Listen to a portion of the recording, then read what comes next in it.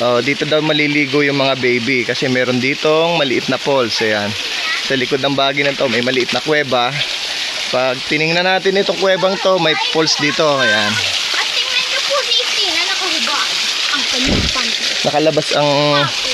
Ayan. Ay, lasa! Ang pangit ng lasa! Tikman. Tikman mo. Yung lasang nilagan to? Lumot? Lumot! Tikman mo na ba? Oo! Lasa ang lumot! Na, medyo mataas yung pinanggagalingan nitong Pwede dito falls na maligo to. talaga ang baby. Kaya lang malamig. Lasang lumot. Yung nanggagaling doon sa lupa nating malawak to sa taas. Pwede dito maligo ang baby Ang baba. Ayan. So, maglalakad tayo. Hindi siya mapangit. Ang sarap ng lasa niya. Papunta tayo doon sa hanging bridge na tinatawag. Siguro mga 5 tawid pa ng ilog. Hanggang 6 siguro. Medyo malalim at malabo-labo pa rin.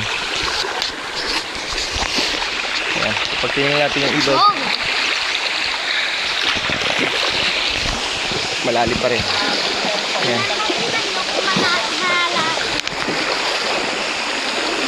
Malalim pa rin ang ilog. Paakyat tayo ngayon, paakyat. Salubin tayo sa ilog.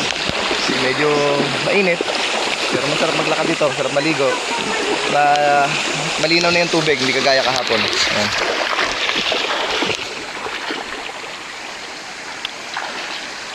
Mamaya, babalikan namin ang inyong panonood.